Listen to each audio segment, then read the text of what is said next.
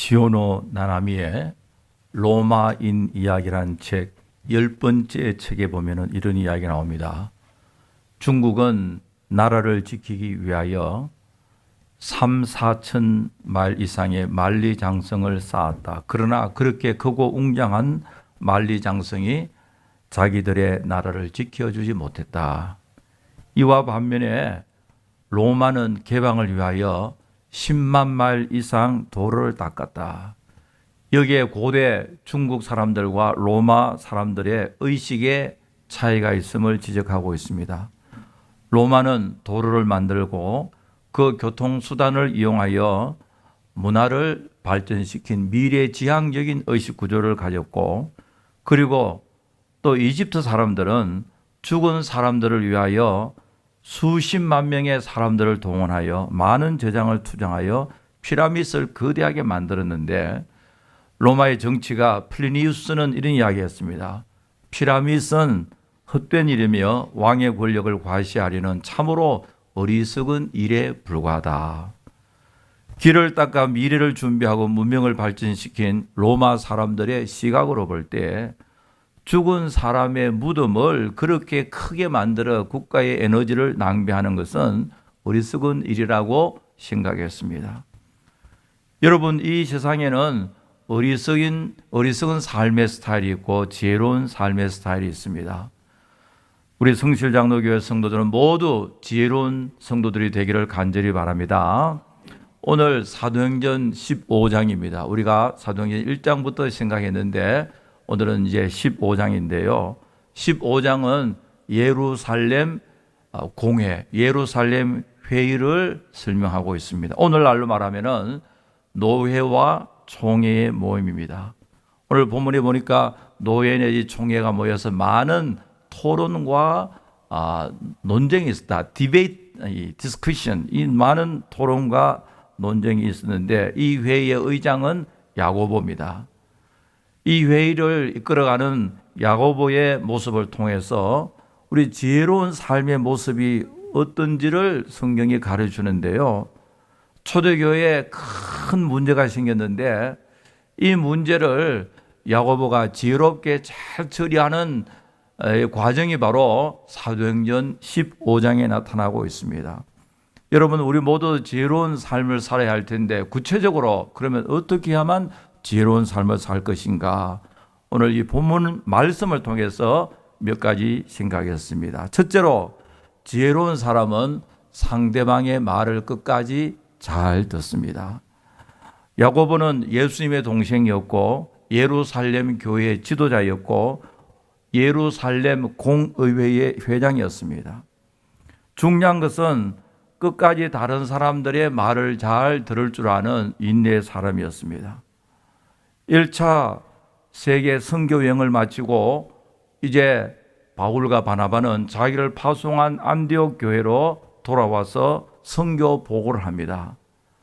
그 보고의 내용이 뭐냐니까 하나님께서 이방인들에게도 믿음의 문을 활짝 열어주셔서 이방인들이 예수를 믿어 하나님 나라의 친백성이 되었습니다 라는 것을 보고했습니다. 그게 바로 오늘 성경 가운데 나오고 있습니다. 여러분, 이방인들이 예수를 믿어서 하나님 나라의 백성이 되었다니까 좋은 소식입니까? 나쁜 소식입니까?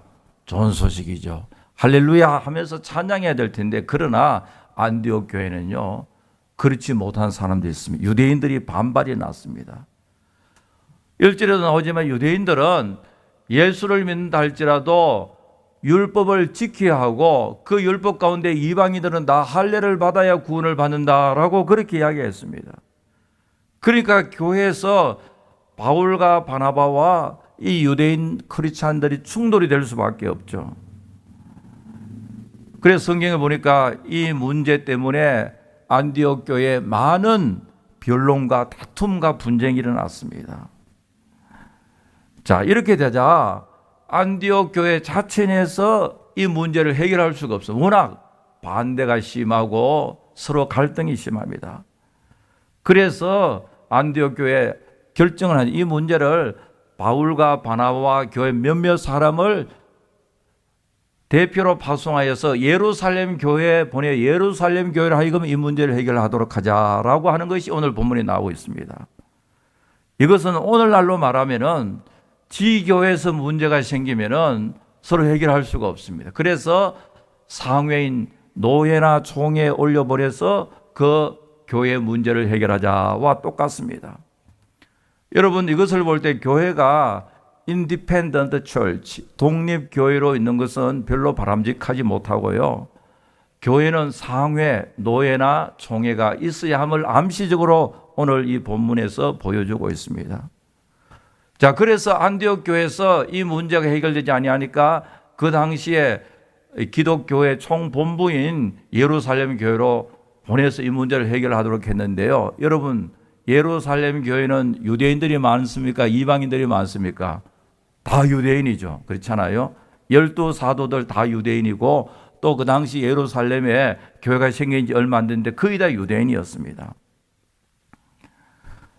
자, 유대인이 머조리티인 예루살렘 교회에 이 문제를 가져와서 드디어 역사상 첫 기독교 연합회의, 다시 말해서 오늘날 말하면 노예와 총회 같은 공의회가 Church Council, This is the first Church Council, 연합교회 공의회가 열리게 됩니다. 이게 바로 소위 말해서 제1회 예루살렘 공의회입니다. 이게 바로 15장이 나오고 있습니다. 주제는 뭐냐니까 이방인들이 예수 믿고 난 후에 율법을 지켜야 구원을 받는다라는 유대인들의 주장에 대해서 교회가 어떻게 결정을 내렸느냐, 할례가 구원의 절대적 조건이 되느냐, 이 문제를 가지고 이제 예루살렘 공의회가 열렸습니다. 그래서 많은 변론과 토론과 논의와 논쟁이 있었다. 많은 디베이트, 디스커션 많이 있고 난 후에 오늘 6절부터 보니까요, 베드로가 일어나서 이렇게 이야기합니다. 6절에 보니까 사도와 장로들이 이 일을 의논하여 모였다. 예루살렘 교회 성도들이 다 모인 것이 아니라 사도와 장로들이 모여. 오늘날 말하면 뭐가 되겠어요? 노예나 총회가 되죠. 노예와 총회는 목사와 장로들이 모이기 때문에 사도와 장로들이 모여서 예루살렘 공의회가 모여 이 일을 지금 결정합니다. 7절에 보니까 많은 변론이 있은 후에 많은 사람 다 이야기했습니다. 베드로가 일어나 말하되, 베드로가 이야기합니다. 너희도 알지만은 하나님이 이방인들로 내 입에서 복음의 말씀을 들어 믿게 하려 하시려고 오래전부터 너희 가운데 나를 택하시고 또 마음을 아시는 하나님이 우리에게와 같이 그들에게도 성령을 주어 정언하시고 믿음으로 그들의 마음을 깨끗이 하사 그들이나 우리나 차별하지 아니하시느니라. 그런데 지금 너희가 어찌하여 하나님을 시험하여 우리 조상과 우리도 능히 매지 못하는 멍에를 제자들의 목에 두려느냐. 그러나 우리는 그들이 우리와 동일하게 주 예수의 은혜로 구원받는 줄을 믿노라. 그렇게 많은 토론이 있고 난 후에 베드로가 이야기합니다. 여러분, 우리도 매지 못하는 그런 율법의 멍에를 이방인들에게도 왜 매이게 하느냐. 이방인이나 우리나 예수 그리스도 안에 하나가 되어 이제 예수를 믿음으로 구원을 받는데 왜 자꾸 이방인들을 귀찮게 하느냐. 지금 그 이야기를 하고 있습니다. 그게 바로 11절까지 나오고, 이 일이 베드로가 발언을 하고 난 후에 그 다음에 12절에 보니까 온 무리가 가만히 있어. 왜냐하니까 다른 사람 다 이야기 다 했으니까요. 바나바와 바울이 하나님께서 자기들로 말미암아 이방인 중에 행하신 표적과 기사에 관한 말한 것을 듣더니, 이제는 이야기 다 했습니다. 그렇죠? 바나바와 바울도 1차 선교 여행 과정에 있었던 것을 이야기하고 말을 마침에 이제 야고보가 물었겠죠. 더 이야기할 사람이 있습니까? 이야기할 사람이 있으면 이야기하십시오. 말을 마치고 난 후에 다른 사람들이 하는 말을 다 듣고 난 후에, 끝까지 다 듣고 난 후에, 그리고 지금 누가 이야기합니까? 야고보가 이야기하고 있습니다. 야고보는 다른 사람들의 말을 다 들었습니다. 여러분, 다른 사람 이야기하고 하는 가운데서 엉뚱한 소리 하는 사람이 있었겠어요? 없었겠어요? 있었습니다. 온갖 종류의 이야기를 다 했을 거예요. 그때에 틀렸어. 말도 안 되는 소리 하지 마. 내부터 먼저 이야기하자. 그렇게 나서지 않고요. 다른 사람 다 이야기할 때까지 듣고 난 후에 그 다음에 더 이상 할 말이 없습니까? 다른 사람들 말을 마침에 야고보가 말하기 시작했습니다. 여러분, 이게 쉬운 일은 아니죠. 참으로 지혜로운 사람은요, 다른 사람들이 하는 말을 끝까지 잘 들어줄 줄 아는 인내가 있습니다. 그럼 이게 쉬운 건 아니잖아요. 여러분, 특별히 우리 한국 가정에서 우리 아이들이 무슨 이야기하면은 말 시작하자마자 바로 크대서 예스, 노를 이야기해버리고요. 우리 부부 사이도 그러고 친구 사이도 그러고 우리 자신의 모습이잖아요. 그러나 오늘 본문에 보니까 야고보가 다 말하고 난 후에 그 다음에 이야기하고 다 들었다는 말입니다. 제가 몇 개월 전에 한국에서 국회에서 청문회하는 모습 TV에서 보고요.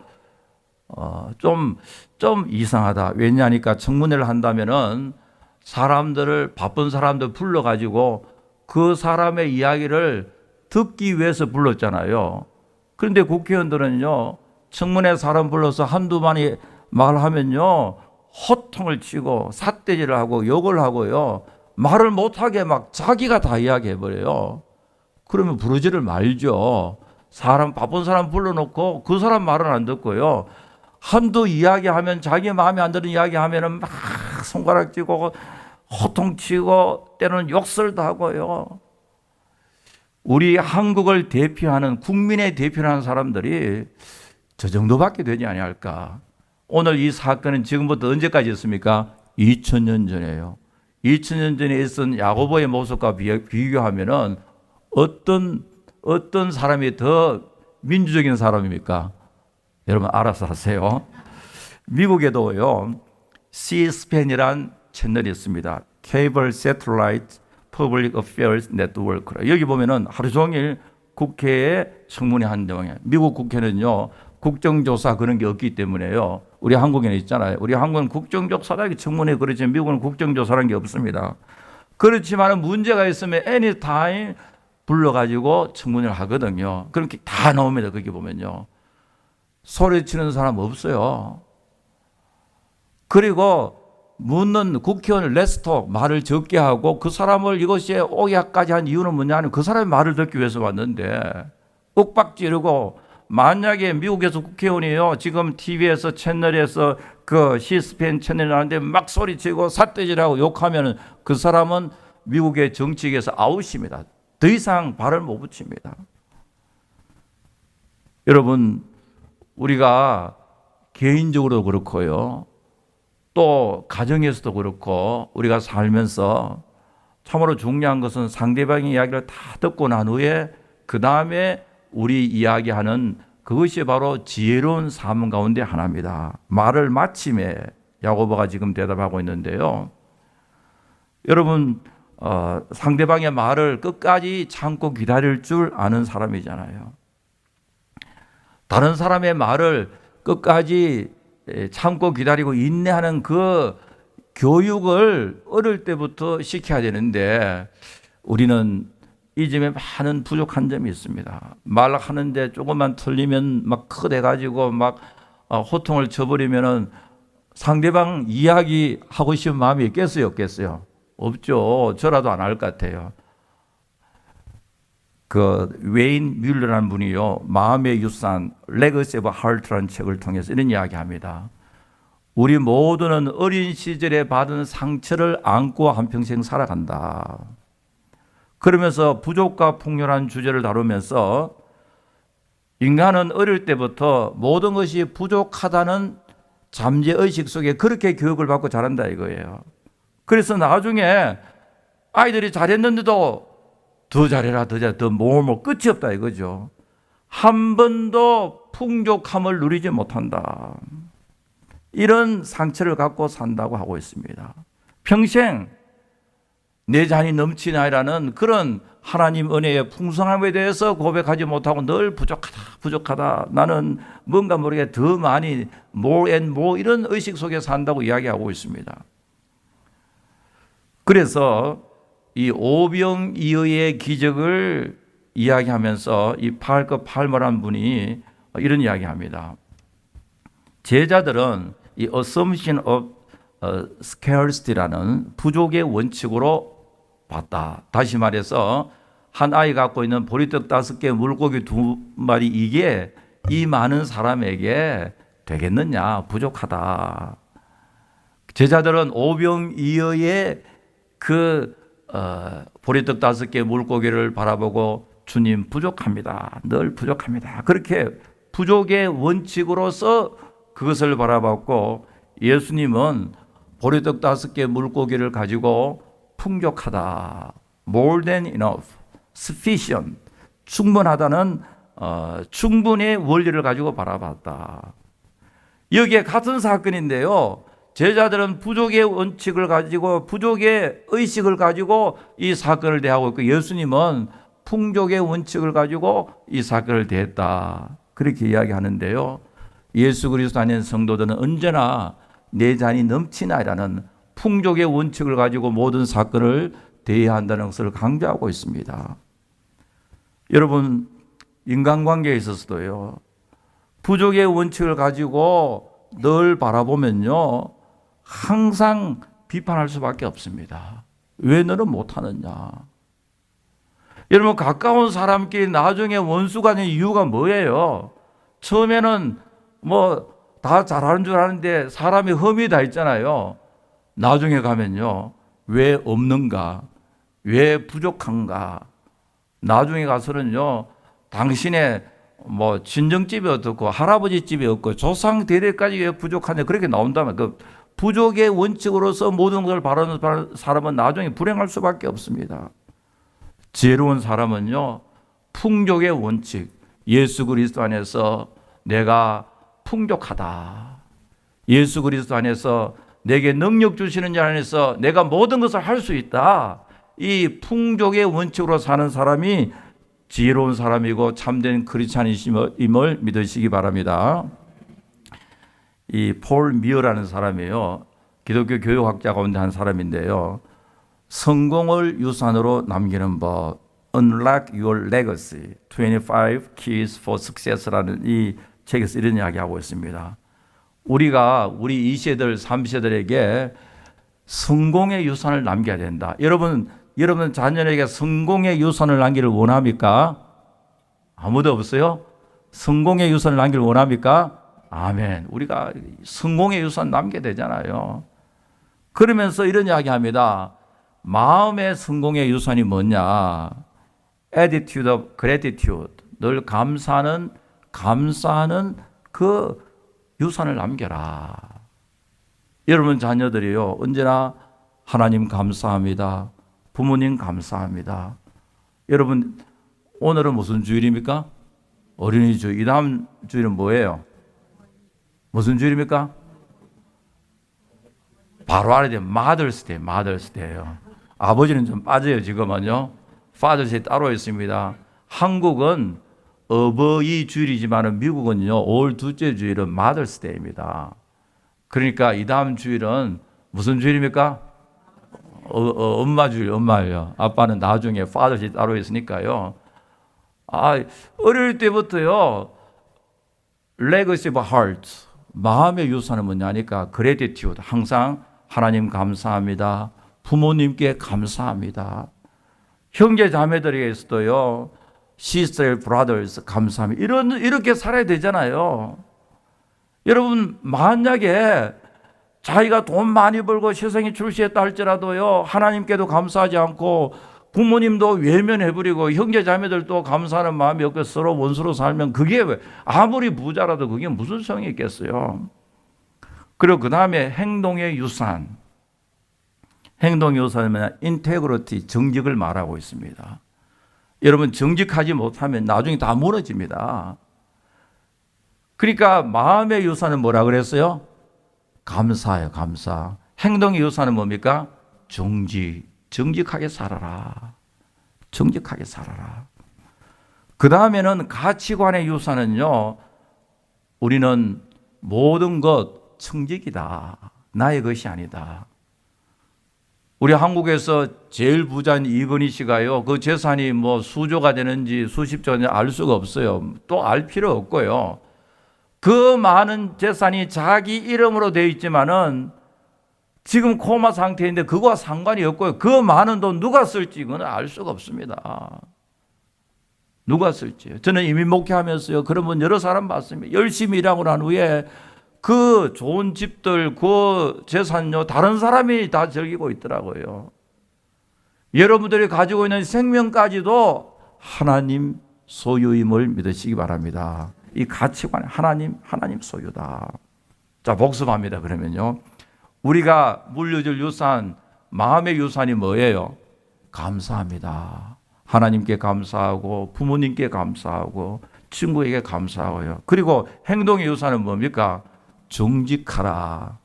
그리고 가치관의 유산은 뭐예요? 청직. 하나님의 것이다. 내 것이 아닌 청직의 것이다. 그리고 이런 이야기 합니다. The greatest legacy. 가장 귀한, 가장 좋은 유산은 뭐냐니까 knowing God, working with Jesus, finding God's will. 하나님을 알고 예수님과 동행하고 하나님의 뜻대로 사는 것이라 그렇게 말하고 있습니다. 여러분, 우리와 우리의 자녀들 어릴 때부터 참 하나님의 말씀을 잘 듣고 다른 사람들의 말을 끝까지 경청할 수 있는 그런 삶을 살아야 할 줄 믿습니다. 두 번째로, 지혜로운 사람은요, 모든 일을 성경을 통하여서 이해합니다. 자, 지금 많은 사람들이 이야기하고, 베드로가 이야기하고, 또 바울과 바나바가 이야기하고, 난 후에 야고보가 이제는 입을 열어 말하면서요, 이 문제에 대해서 결론을 내리고 있습니다. 선지자의 말씀이 이와 일치하도다. 이게 중요하거든요. 이 선지자의 말이 뭐냐니까 아모스 9장 11절과 12절, 그게 뭐냐니까 하나님께서 말이래 다윗의 무너진 장막을 다시 일으키고 rebuild, 다시 일으키고 다시 짓고, 또 그날에는 이방인들이 예수 그리스도를 믿음으로 말미암아 하나님의 한 백성이 되겠다. 아모스의 그 예언이거든요. 그 아모스의 예언이 지금 예수 그리스도로 말미암아 성령의 능력으로 다 이루어지고 있다. 그러므로 이방인이나 유대인이나 차별 없이 예수 믿음으로 누구나 하나님의 백성이 된다라는 이 결정이 뭐와 일치하다는 말입니까? 성경과 일치하다. 이 참 중요합니다. 왜냐니까 예루살렘 공회가 아무리 결정하더라도 성경적 근거가 없으면 아니다는 말이거든요. 회의의 결론이 뭐냐니까 뭐 3분의 2다 만장일치, 그게 중요한 것이 아니라 이 결정이 성경에 부합되느냐, 그걸 지금 컨펌하고 있습니다. 여러분, 5월달 되면요, 행사가 많습니다. 어린이날 아니면은 마더스데이 있지만은 교회적으로는 각 교단의 총회가 있어요. 우리 총회는 원래 알래스카 앵커리지 하거든요. 그래서 이 다음 주일 마치고 저도 우리 집 사람도 어디 가겠어요? 알래스카 가니까 여러분 너무 부러워하지 마세요. 화요일 날, 수요일 날, 목요일 3일은요 새벽 2시까지 하고, 그 시차가 4시이기 때문에요. 캘리포니아 사는 사람은 생생하지만 우리는요 거북거북 졸고 있습니다. 왜냐하면 밤 12시 되면 그 여기 몇 시입니까? 새벽 4시거든요. 시간 차이가 4시간 나고요. 그 굉장히 멀어요. 그래도 금요일 되면 이제 하루 거기서 투어 관광하는데, 총회 장소는 부총회장이 총회장이 되는 목사님이 시무하는 그 지역사거든요. 그러니까 원래 부총회장이 누게 됐냐에 따라서 내년 지역이 나오는데요. 이럴 바야 한 하와이도 좀 했으면 좋겠고요. 여기 어느 교회는요 서울에서 총회하더라고요.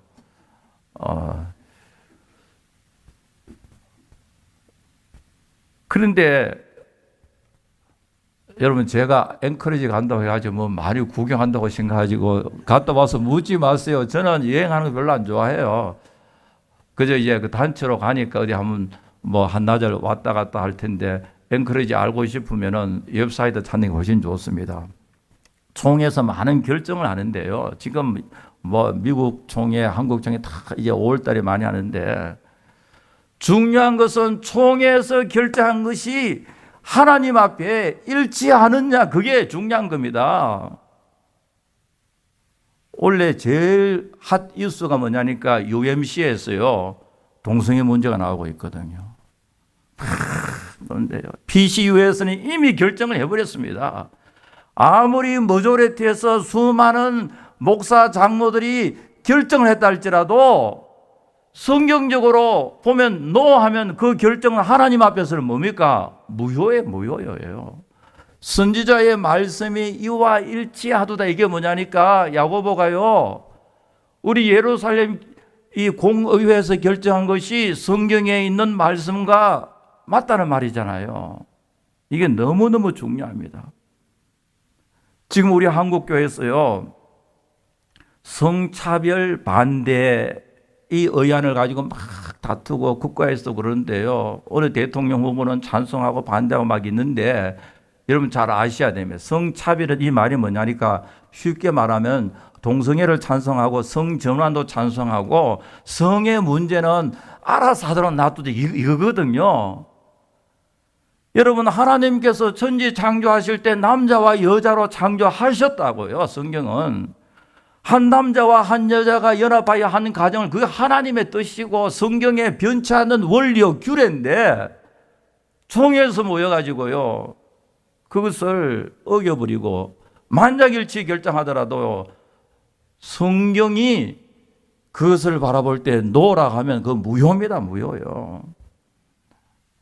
여러분 세상은 그렇게 할지라도 적어도 교회는요 하나님 앞에서 말씀 앞에서 이거는 노라고 이야기할 줄 아는 게 그 교회잖아요. 우리 한국교회가 일제시대 때에 1940몇 년 정확하게 모르지만 우리 한국 조선 장로교에서 신사참배는 성경적이다, 문제가 없다고 결정을 해버렸어요. 그래서 교인들이 예배 마치고 남산에 가서 신사참배하고 각 지방의 신사에 참배하고요. 해방되고 난 후에 나중에 회개하면서 총회에서 다시 결정했습니다. 그건 아니다, 무효다. 여러분 오늘 야고보가 참으로 지혜롭고 귀한 것은요 예루살렘 공회가 결정한 것이 하나님의 말씀에 일치하도다.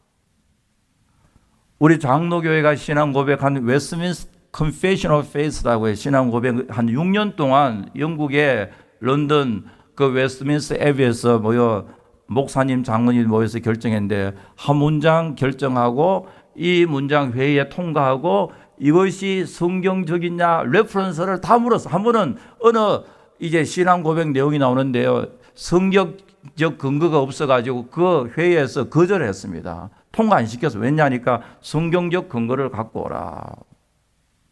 꼭 성경의 근거를 달았습니다. 오늘 이 본문을 보면은 야고보가요 우리가 결정한 이것이 다시 말하면은 이방인이나 유대인이나 차별 없이 예수 그리스도 안에서 믿음으로 하나님의 백성이 된다. 이것이 바로 아모스가 예언한 것이 지금 다 이루어진다. 이것이 성경과 일치한다고 말하고 있습니다. 여러분 사색을 하더라도 성경 의존 사색하시기 바랍니다. 우리가 생각하고 우리의 생각의 프레임 자체가 성경이 되어야 합니다. 오래전에요 그 제러미 리프킨이라는 사람이 The Age of Access, 우리 한국말로는 이 접속의 시대로 그렇게 접속의 시대 한국말로 이렇게 번역되어 있더라고요. 소유의 종말 이렇게 번역이 되어 있는데 사실은 접속의 시대라는 뜻입니다. 이제 앞으로 소유는 끝이 나고 접속의 시대가 된다. 점차적으로 네트워킹으로 바꾸어진다 이 말이거든요. 지금은 클릭의 시대다. 옛날에는 똑똑한 사람을 가리켜서 뭐라 그랬습니까? 워킹 딕셔너리 하는 워킹 엔사이클로페디아. 저 사람 다 한다. 머릿속에 다 들었다 그러잖아요. 오늘날은 그게 아니라 누가 스마트하느냐? 좋은 사이트에 클릭을 해서 접속을 잘하는 사람, 무슨 문제가 있으면 어느 사이트에 들어가 접속하는 사람, 그 사람을 똑똑한 사람이라 그렇게 말하고 있거든요. 오늘날은 소유의 시대가 아니다. 접속의 시대다. 지금부터 한 20년 전만 하더라도 여러분 어느 교회를 알아보려고 하면 뭘부터 했습니까? 그 교회 뭘 봅니까? 주보를 본다든지 그 교회 브로슈를 봅니다. 그런데 오늘날 그 교회를 알기 위해서 주보 보고 브로슈 본 사람은 거의 없습니다. 어디를 들어갑니까? 웹사이트 하거나 페이스북을 들어가나요? 접속을 안 접속. 옛날에는요, 교회를 알려면 그 교회에 대해서 뭐 브로셔를 가지고 아니면 주보를 가지고 이렇게 막 찾고 하는데 지금은 뭐 그렇게 하는 사람 별로 없어요. 지금 연세 많은 사람들이요, 더 접속을 잘해요. 지금 보면요. 유튜브도 하고요, 뭐 카톡도 잘하고요. 저는 카톡 안 하는데 페이스북도 하고요. 얼마나 뭐 트위터, 이게 여러분 미국의 대통령요, 트럼프는 뭘로 정치하는지 아세요? 트위터입니다. 그러니까 모든 언론이나 모든 정치인들은 그 트럼프의 트위트의 내용을 가지고 이렇게 신문 내고 기사화하거든요. 여러분들의 자녀나 여러분들 손주가 지금 어떤 상태에 있느냐 옛날에 알려고 하면요, 아이하고 이야기하고 무슨 책을 많이, 친구가 누구냐 이렇게 하잖아요. 그러나 지금은요, 여러분들 아들이나 딸이나 손자나 이 손녀나 어느 사이트를 많이 들어가느냐를 보면 알 수가 있습니다. 어느 사이트. 우리 한국에요, 그 19살, 20살짜리 내가 IS를 가버렸잖아요. IS가요. IS를 갔는데 나중에 알고 보니까 사이트에 들어가서 IS와 관계되는 이 사이트와 계속 접촉하고 있어요. 지금은 접속의 시대다. 여러분, 우리 성도들은 언제나 하나님과 하나님의 말씀과 연결되어 있어야 할 줄 분명히 믿습니다. 하나님과 하나님. 제가 이야기하고 싶은 것은 우리나 우리의 자녀들이 성숙한 크리스찬들 신앙생활을 바라려면 항상 하나님의 말씀과 연결되어져야 합니다. 오늘 어린이날인데요, 성경이 디모데후서 3장 15절에 보니까 내가 어려서부터 성경을 알았나니 성경은 능히 너로 하여금 그리스도 예수 안에 있는 믿음으로 말미암아 구원에 있는 이런 지혜가 있게 하느니라. 모든 성경은 하나님의 감동으로 된 것으로 교훈과 책망과 바르게 함과 의로 교육하기에 유익하니 이는 하나님의 사람으로 온전케 하며 모든 선한 일을 행하기에 온전케 하려 함이니라. 여러분, 우리 교회와 여러분 모든 성도들은 이 세상 끝날까지 하나님의 말씀 의존하며 생각하고 순종하고 살아가는 우리가 다 되기를 간절히 바랍니다. 세 번째로, 지혜로운 사람들은요, 복음의 핵심과 문화적인 것을 구별할 줄 알아야 됩니다. 지금 문제가 뭐냐니까 이방인들이 예수를 믿는다 할지라도 율법을 지켜야 한다. 율법주의를 지금 갖고 있거든요. 할 일을 행해야 된다. 그래야 구원을 받는다. 그 1절의 그 메시지지 않습니까? 그래서 예루살렘 공회의 결정이 뭐냐니까 이방인들이 예수 믿고 하나님 백성 되는 것을 괴롭게 하지 말라. 이 말은 뭐냐니까 오직 예수를 믿어서 유대인이나 이방이나 다 하나님 백성이 되는 것이지 플러스 알파를 시키지 마라. 이거는 복음의 근본입니까? 문화적인 겁니까? 복음의 근본적인 거예요.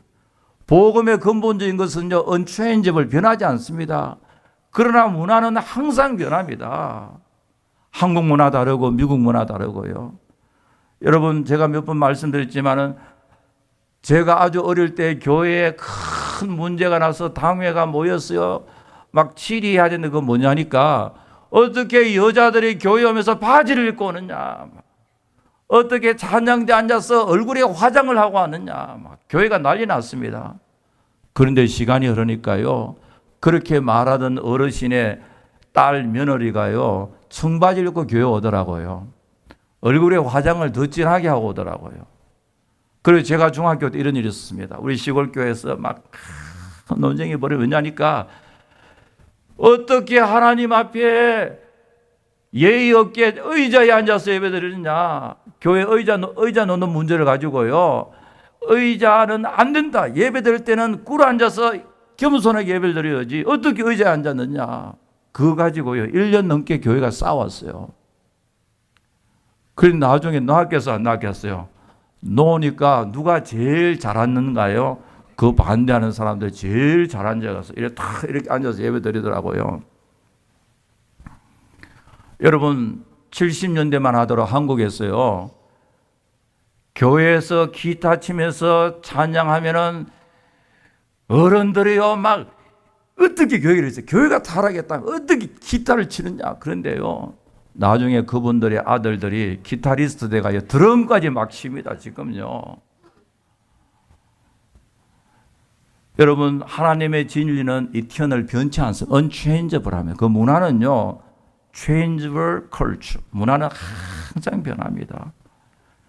그러므로 문화를 가지고 고집하면 항상 그는 헛된 것밖에 없습니다. 진리를 가지고 고집해야죠. 제 친구 목사님 가운데 한 분이요. 한국에 서울에 목회하러 갔는데 그 교회는요. 역사가 오래되고 대리석으로 지었는데 그 대리석은 갖다 붙이는 게 아니라 옛날에 대리석은요. 돌덩어리를 가져서 징을 가지고 막 이렇게 만들어가지고 사람이 직접 이렇게 돌을 찢는다 그래요. 그래가지고 가다듬어 만들어 놨거든요. 그러니까 입구도 계단이 멋있게 되어 있어요. 근데 그 목사님 가서 교회 가만히 가보니까 계단이 많아가지고 누가 올라올 수 없습니까? 장애인도 못 오고 연세 많으신 분도요. 올라갈 수 계단이 있죠. 계단에 레일이 붙잡는 것 있는 것도 아니고요.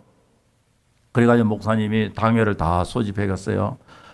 지금 우리 교인들 가운데서도 장애인들이나 연세 많으신 분들 교회당 못 오니까 램프를 만들자. 휠체어를 하니까요. 그 중에 어떤 분이 아주 경건한 장로님이 이 집은 하나님의 집이고 거룩한 돌로 만들었는데 그 램프를 만들어 돌을 한 부분 없애든지 깨든지 돌을 깬다든지 없앤 거는요. 지극히 큰 죄악이니까 그렇게 손대면 안 됩니다. 아직까지 그대로 있습니다. 그 목사님 그 교회에서 못 하셨어요. 여러분 우리가 하나님의 복음의 핵심은 생명을 걸고 순교함으로 우리가 지켜야 됩니다. 그러나 문화적인 것, 항상 변한 것 그거 가지고요. 목숨을 걸면 안 돼요. 그보다 더 중요한 것은 뭐냐니까 덕 세우고 교회 화합이 더 중요합니다. 그래서 19절은 근본적으로 20절은 상당히 문화적인 건데요. 옛날에 제가 중고등학교 학생들 지도할 때 어떤 학생이 묻더라고요. 성경에 보면은 피를 먹으면 안 되는데 시장 가면 뭐가 제일 맛있습니까? 순대요. 순대를 좋아하는데 성경을 보니까 피를 먹으면 안 된다니까 어떻게 하면 됩니까? 그래서 제가 이야기했어요. 고린도전서 보면은 사도 바울이요. 우상에 드린 제사의 제물을 나는 먹을 수 있는 자유함이 있다. 나는 다 먹는다. 하나님께 감사하며 먹으면 전부 다 먹는다. 기도하면 감사하며 먹는다. 그러나 내가 우상에 드린 제물을 먹고 어떤 성도가 보고 바울 목사님 우상의 제물을 먹고 들을 수가 있느냐 하면서 시험에 들면은 나는 뭐 했으면 평생 고기를 먹지 않겠다 그랬거든요. 자, 그러니까 문화적인 것이라 할지라도 성도들의 덕을 위해서는 지혜롭게 분별할 줄 알아야 됩니다. 지혜롭게 분별할 줄 알아야 됩니다. 여기서 20절은 상당히 문화적인 거거든요. 왜냐니까 예루살렘 공회의 머조리티가 누구라 했습니까? 지금요? 유대인들이요. 사도 바울이 자기는 돼지고기도 먹을 수 있지만 그러나 자기 돼지고기 먹는 걸 유대인들이 보면 어떻게 하겠어요? 막 넘어가겠죠. 막 질리겠죠. 그러면 나는 돼지고기 먹을 수 있는 자유함이 있지만 나는 평생 돼지고기를 먹지 않겠다. 건덕을 이야기하고 있거든요. 여러분 오늘날 또 우리가요 이 세상에 살면서 많은 이런 문제들이 부딪힐 수가 있습니다. 그러나 성령을 통하여 성령께 주신 지혜를 통하여 복음의 핵심은 우리가 변치 말아야 하지만 그러나 이 주변적인 것, 문화적인 것은 항상 사람들과 얼마든지 플렉시블하게 받아들일 수 있는 그런 마음의 자세가 필요합니다. 여러분, 오늘 우리는 어린이 주일을 맞이했는데요. 교회는 복음을 믿고 복음을 전파하고 복음을 사수하고 복음을 전해줄 사명이 있습니다. 선교 전도도 중요하지만 우리 자녀들에게 복음을 전해줘야 됩니다. 복음을 전해줄 때 순수한 복음, 주의 진리의 말씀을 잘 전해주는 우리 교회가 되어지기를 간절히 바랍니다. 참으로 지혜로운 삶은요, 다른 사람들의 말을 끝까지 잘 듣는 태도에 있고, 무슨 일을 할지라도 성경 의존 사색, 하나님의 말씀 중심으로 생각하고 복음의 핵심은 끝까지 지키되 문화적인 면은 신축성 있게 대하는 이런 삶을 살 때 하나님께서 우리에게 참으로 지혜로운 성도로 든든히 세워주실 줄 분명히 믿습니다. 하나님 아버지 감사합니다.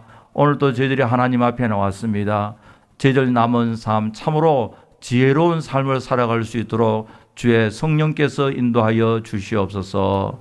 예수님의 이름으로 기도하옵나이다. 아멘.